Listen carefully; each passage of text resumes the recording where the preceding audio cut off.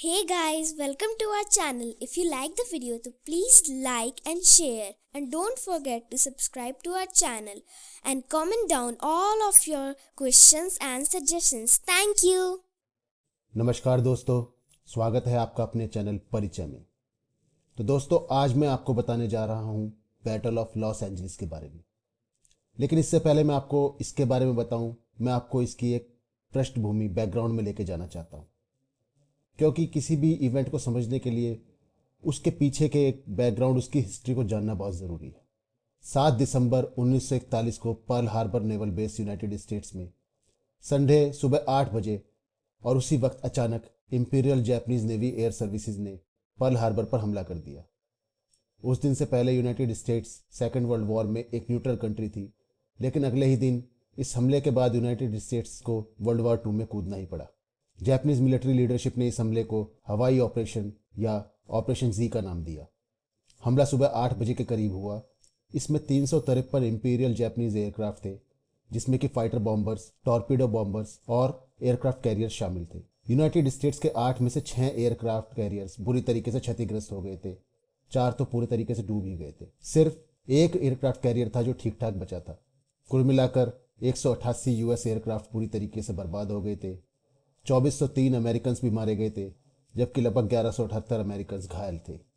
Japan ने उसी दिन अमेरिका और ब्रिटिश एम्पायर के ऊपर युद्ध की घोषणा कर दी थी।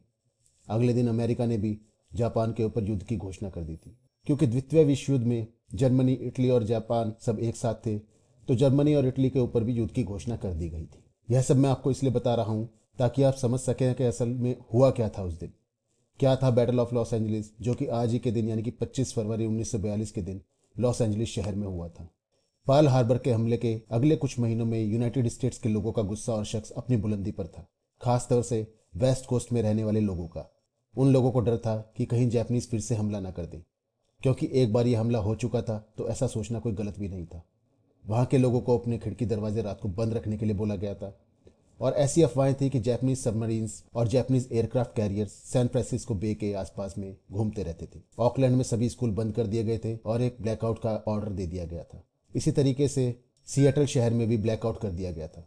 किस तरीके का पैनिक था, इसका अंदेशा आप इसी बात से लगा सकते हैं कि लगभग 500 अमेरिकी सैनिकों को वॉल्ट डिज्नी स्टूडियो कैलिफोर्निया में भेज दिया गया था, ताकि वो उस स्टूडियो को बचाएं किसी भी एयर रेड से। यूनाइटेड स्टेट्स युद्ध की तैयारी करने लगा था।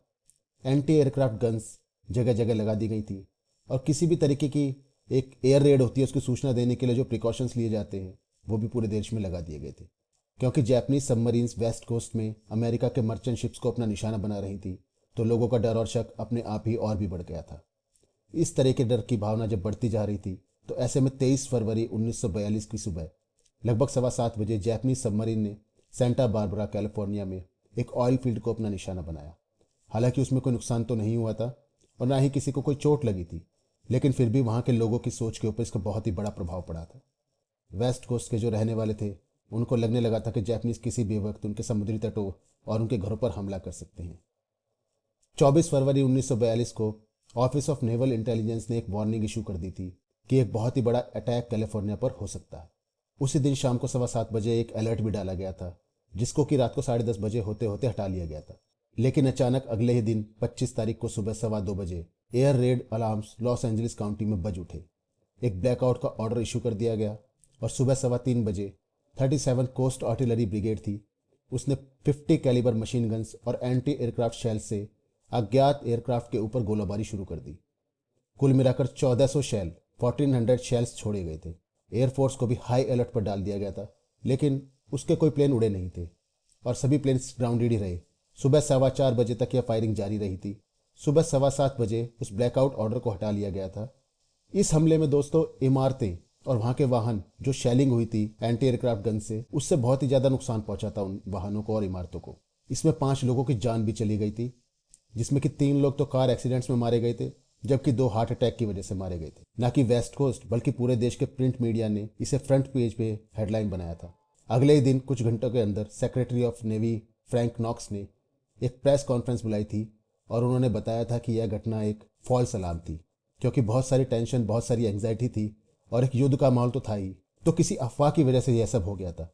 हालांकि अगले दिन आर्मी ने जो स्टेटमेंट जारी की, उसमें बताया गया था कि दुश्मन ने शायद कोई कमर्शियल एयरप्लेन को साइकोलॉजिकल वॉर की तरह इस्तेमाल किया था, जिससे कि लोगों के अंदर डर और पैनिक का एक माहौल क्रिएट हो जाए। कुछ लोगों को शक था कि सरकार सच्चाई छुपाने के लिए इस तरीके की बातें कर रही है। इसके साथ ही बहुत सारी अफवाहें भी उड़ती रहीं, जैसे कि किसी ने बोला कि कोई यूएफओ देखा गया था और कोई एलियन इन्वेजन था, या किसी ने बोला कि जैपनीज सबमरीन देखी गई थी जो कि बहुत सारे फाइटर प्लेन्स को लेकर जा रही थी। बहुत सारी अफवाहें थी, क्योंकि जब एक डर और संदेह का माहौल होता है और एक युद्ध के बादल मंडरा रहे होते हैं तो आमतौर पर ऐसा हो जाता है। दोस्तों, इस टॉपिक को मैंने क्यों लिया, इसके बारे में मैं आपको बताना चाहता हूँ। आजकल आपने एक टर्म सुनी होगी, 5th जनरेशन वॉरफेयर। इसका मतलब यह होता है कि बिना कोई गोली चलाए, बिना कोई एयरक्राफ्ट भेजे या बिना कोई मिसाइल दागे, सिर्फ सोशल इंजीनियरिंग, साइबर अटैक्स या मिस इन्फॉर्मेशन का इस्तेमाल करके दुश्मन को इतना मजबूर कर दिया जाता है कि वो अपना नुकसान अपने आप ही कर लेता है। इसका एक उदाहरण पिछले साल ईरान में भी देखने को मिला था। आपको अगर याद हो तो 3 जनवरी 2020 को अमेरिका ने बगदाद में एक ड्रोन हमले में एक Iranian major general Qasem Soleimani को मार गिराया था। इसके जवाब में ईरान ने 8 जनवरी को इराक में अमेरिकन बेसिस पर मिसाइल से हमला किया था।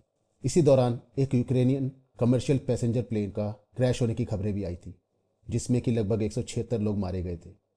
बाद में जांच में पता चला था कि क्योंकि युद्ध का माहौल था तो एक एयर डिफेंस सिस्टम ऑपरेटर ने कमर्शियल प्लेन को दुश्मन का एक मिसाइल समझकर गलती से मार गिराया था।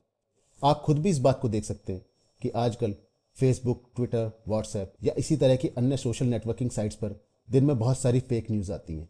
एक समय ऐसा आता है जब हमें खुद पता नहीं चलता कि क्या फेक न्यूज़ है या क्या रियल न्यूज़ है, क्योंकि सब लोगों के पास रिसर्च करने का या उसके पीछे की सच्चाई जानने का वक्त नहीं होता। कोई फैक्ट चेक करके उसकी सच्चाई जब तक सामने लाता है तो नुकसान हो चुका होता है। दोस्तों, इसको भी एक 5th जनरेशन वॉर कह सकते हैं, क्योंकि ज़रूरी नहीं कि देश के लोग ही इसका इस्तेमाल करते हैं। इसमें दुश्मन देश के लोग भी शामिल होते हैं, जो कि अपने देश में बैठ के अपने दुश्मन देशों में सोशल नेटवर्किंग साइट्स के द्वारा, व्हाट्सएप के द्वारा, फेसबुक के द्वारा या कोई और पब्लिक प्लेटफॉर्म्स जो होते हैं उन पर फेक न्यूज़ चलाते हैं, ताकि लोगों को भ्रमित किया जा सके और बिना ही कोई गोली चलाए या बिना ही कोई पैसा खर्च किए उस देश के लोगों को खुद ही अपना नुकसान करने पर मजबूर किया जा सके। आपने देखा होगा कि कैसे फेक न्यूज़ के आधार पर दंगे की स्थिति पैदा हो जाती है या कोई लड़ाई झगड़ा भी हो जाता है। कई बार देखा होगा कि कोई किसी को हानि भी पहुंचा देता है और जब तक असलियत का पता चलता है तब तक जो नुकसान होना होता है वो हो चुका होता है। दोस्तों, मेरा आपसे यही कहना है कि किसी भी न्यूज़ को सच समझने से पहले, चाहे वह किसी भी सोशल नेटवर्किंग साइट से हो या कोई न्यूज़ चैनल वाला ही क्यों ना बता रहा हो, आपको अपने फैक्ट चेक जरूर करने चाहिए।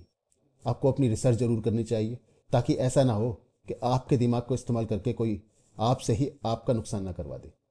तो दोस्तों, आज का ये मेरा वीडियो था बैटल ऑफ लॉस एंजलिस के बारे में, लेकिन इसको कवर करने का मेरा उद्देश्य सिर्फ इतना था कि आप इसको ब्रॉडर एस्पेक्ट में देखें।